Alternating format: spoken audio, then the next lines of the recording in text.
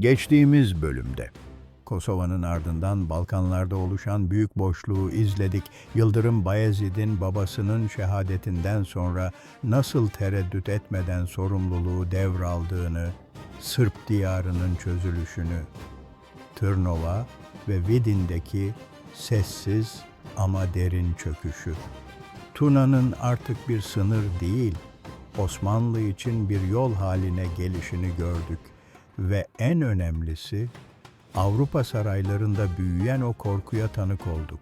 Haçlı ateşinin nasıl yeniden harlandığını, Batı'nın Osmanlı yükselişini durdurmak için son bir kez birleştiğini hissettik.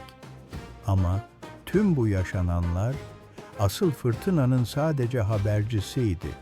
Bu bölümde Avrupa'nın en büyük Haçlı ordusunun Nibolu önünde nasıl toplandığını, şövalyelerin kibirle örülmüş güvenini, Yıldırım Bayezid'in sessiz ama ölümcül stratejisini, iki ordunun, iki inancın, iki dünyanın kaçınılmaz çarpışmaya nasıl yürüdüğünü anlatacağız. Ve şimdi şu soruların cevabını arayacağız. Sayılara güvenen bir ordu mu kazanır? Yoksa zamanı, sabrı ve hızı doğru kullanan bir hükümdar mı? Nibolu sabahında tarih kimin safında duracaktır? Cevaplar bu bölümde gizli. Bir kitaptan fazla, bir filmden daha gerçek. Şimdi arkanıza yaslanın ve rahatlayın. Çünkü film gibi tarih başlıyor. Sabah. Nibolu Ovası'na ağır bir sessizlik çökmüştü. Gece boyunca rüzgar dinmemiş, sancaklar hiç durmadan dalgalanmıştı. Toprak nemliydi, hava serindi ve iki ordu da biliyordu ki bu sabah geri dönüşü olmayan bir sabaha uyanılmıştı. Haçlı ordusunda hareketlilik ilk olarak Fransız şövalyelerinin safında başladı. Bu bir tesadüf değildi. Dönemin Batı kaynakları, özellikle Fransız kronikleri bu noktada nettir. Nibolu'da ilk büyük hücumu Fransız ağır süvarileri üstlenmek istemiştir. Neden? Çünkü onlar kendilerini bu seferin onur taşıyıcıları olarak görüyorlardı. Macar kralı Sigismund temkinliydi. Ordunun önce düzenli ilerlemesini, Osmanlı'nın tam konumunun netleşmesini istiyordu. Ama Fransız şövalyeleri için bu bekleyiş kabul edilemezdi. Onlar için savaş hesap değil, şan meselesiydi. Fransız şövalyesi kendini şöyle görüyordu. Ben Avrupa'nın en ağır zırhlı savaşçısıyım. Karşımda hafif süvariler varsa onları ezer geçerim. Bu düşünce Ortaçağ Avrupa savaş kültürünün özüdür. Ağır zırh, gililer üstünlük, doğrudan hücum, ellata zafer ve Nibolu sabahında bu zihniyet harekete geçti. Borular öttü, miğferler indirildi, mızraklar öne uzandı. Toprak, yüzlerce ağır atın aynı anda hareketiyle titremeye başladı.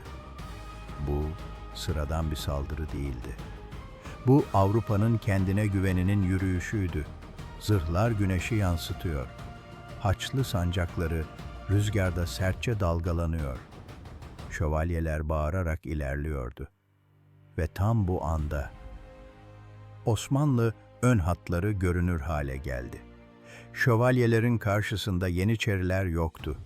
Ağır sipahiler de değildi. Ön hatta daha hafif birlikler yerleştirilmişti. Bu da bir tesadüf değildi. Osmanlı kaynakları ve modern tarihçilerin ortak yorumuna göre Bayezid ön hatta bilinçli olarak esnek bir yapı kurmuştu. Ama Haçlılar bunu okuyamadı. Onlar yalnızca şunu gördü. Karşımızdaki hat zayıf ve hücum daha da hızlandı.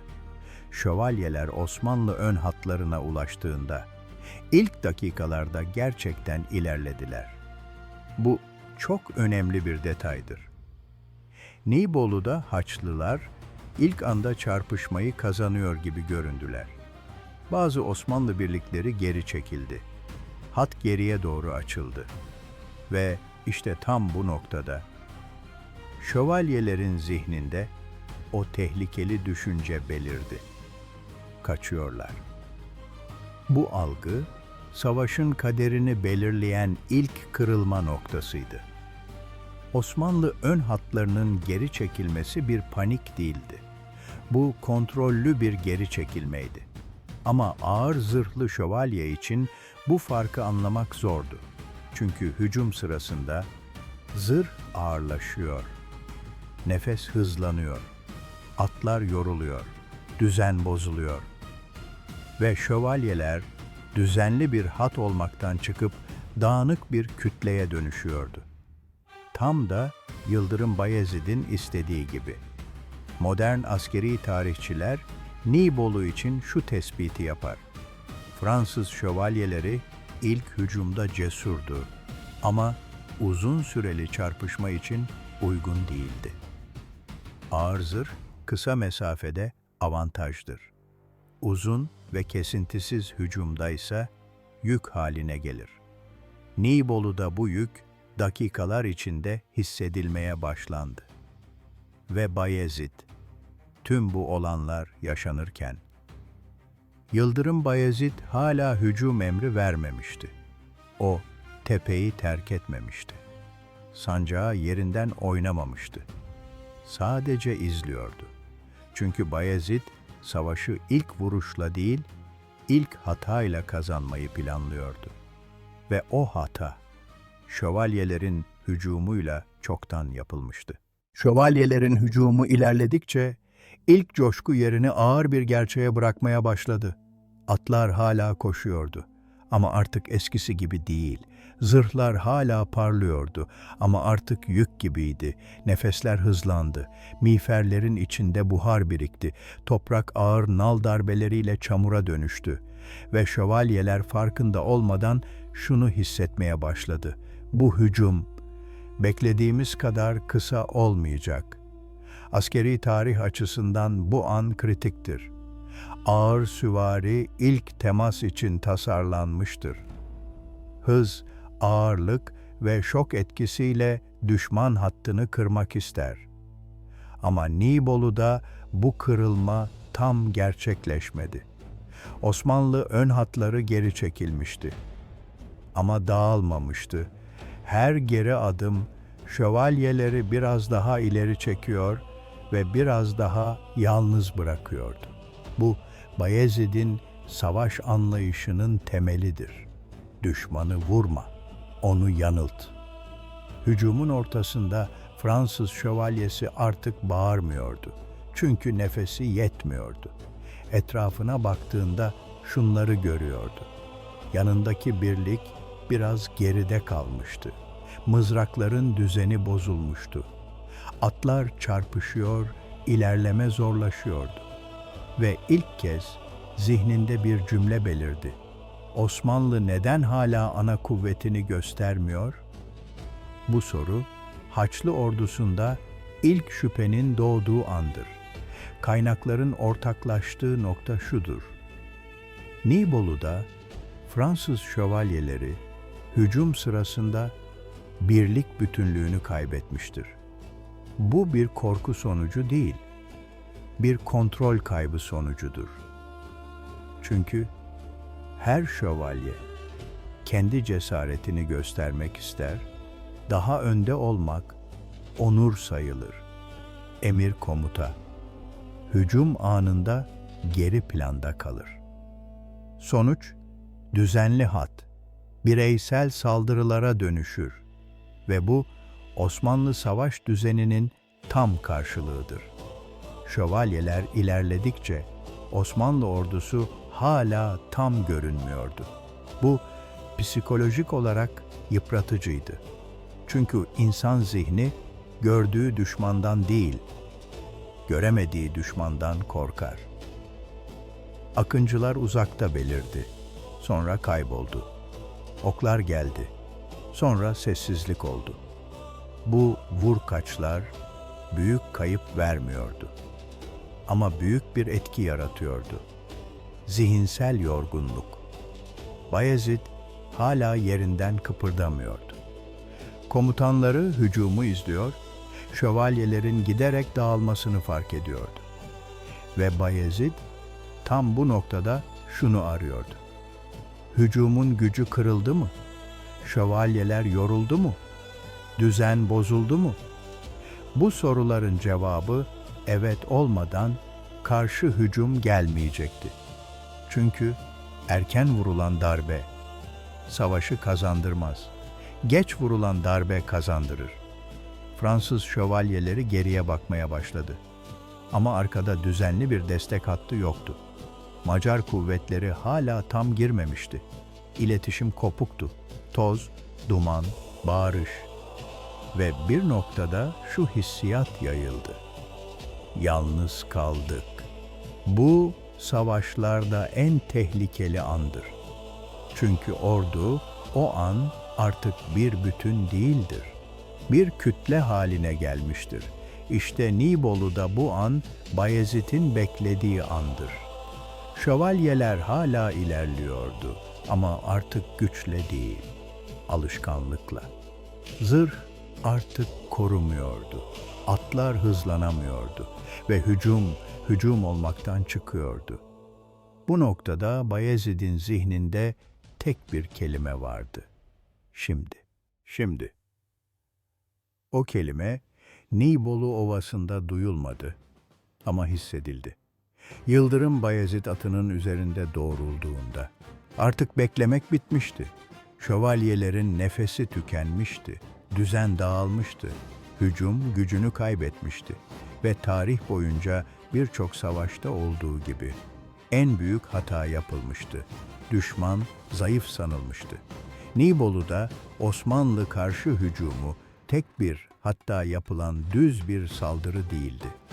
Kaynakların birleştiği nokta şudur: Osmanlı kuvvetleri çok yönlü harekete geçti. Bu ne demektir? Ön cephede yıpratılmış şövalyeler, yanlardan hızla gelen sipahiler, arkada akıncıların kapattığı geri dönüş yolları.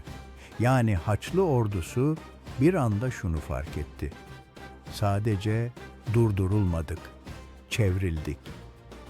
Ağır zırhlı şövalye, önüne doğru gelen düşman için eğitilmiştir. Ama yandan gelen saldırı, onun doğasına aykırıdır. Sipahiler tam da buradan vurdu. Hızlıydılar, hafiftiler ve hareket kabiliyetleri vardı. Atlar çevikçe yön değiştiriyor. Şövalyelerin yanlarını ve arka boşluklarını hedef alıyordu. Ağır zırh artık bir zırh değil, pranga haline gelmişti. Şövalyeler geriye dönmek istediğinde orada da Osmanlı vardı.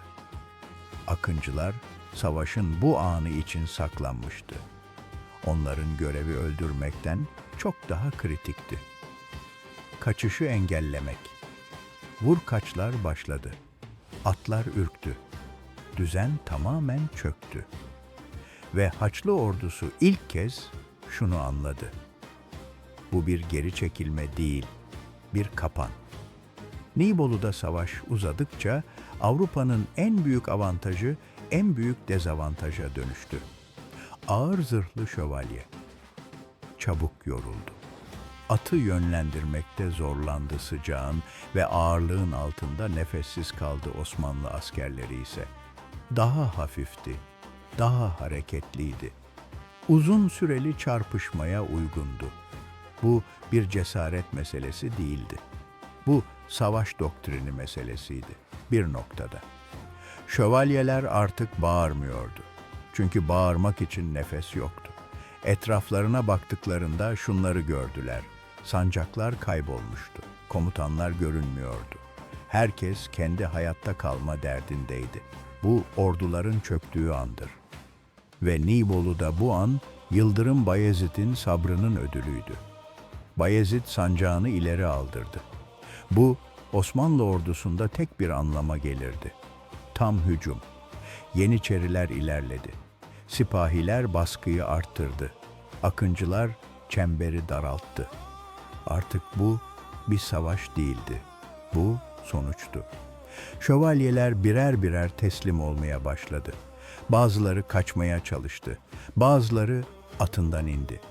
Nibolu Ovası, Avrupa'nın yüzyıllardır taşıdığı bir inancı kaybettiği yer oldu.